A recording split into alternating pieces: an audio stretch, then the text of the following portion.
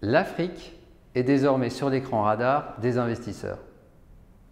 En 2014, le montant total des transactions réalisées par les fonds internationaux de private equity sur le continent africain ainsi plus que doublé par rapport à 2013, avec, sur le seul premier semestre, 1,5 milliard de dollars investis. C'est pourquoi le magazine des affaires a décidé d'en savoir plus en interviewant un spécialiste de la zone, en la personne d'Hugues Delaforge, associé responsable du pôle énergie et ressources naturelles du cabinet Jantet Associés. Hugues Delaforge, bonjour. Bonjour. Alors, qui investit aujourd'hui en Afrique? Alors, je crois qu'à côté des investisseurs et prêteurs traditionnels, type multilatéraux, on constate une nouvelle catégorie d'investisseurs aujourd'hui, au-delà des investisseurs institutionnels, qui sont souvent des organismes parapublics attachés à l'État, ou des grands investisseurs type assurance ou banque. On va constater aujourd'hui une augmentation de l'investissement privé dédié à l'Afrique, notamment dans les domaines infrastructures sectoriels type énergie. On va aussi constater une augmentation de l'investissement qui vient des fonds souverains, type fonds koweïti, fonds émiratis.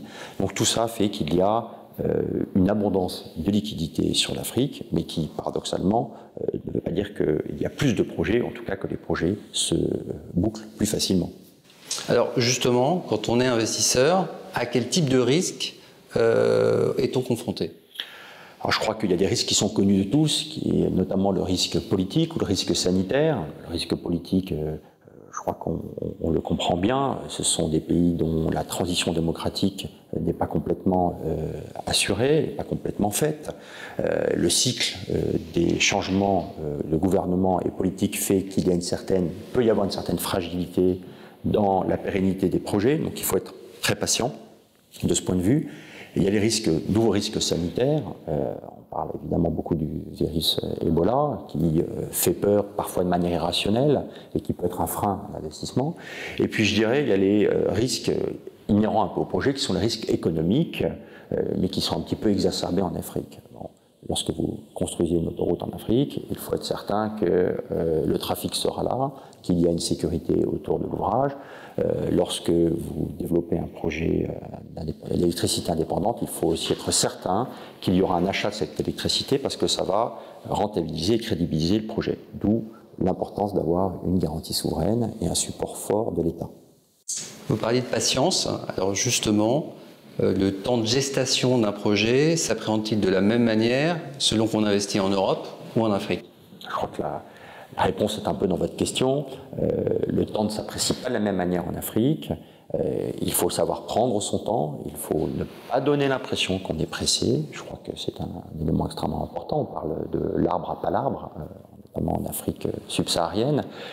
Et je crois qu'il faut avoir la patience de respecter un certain nombre d'éléments incompressibles, de ce qu'on peut appeler des milestones, des jalons dans la négociation.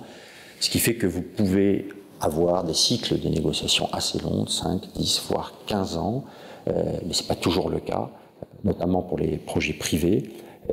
Mais cette patience paie, puisqu'à la fin du jour, vous avez des projets qui peuvent être très rentables, dans la mesure où la croissance est là.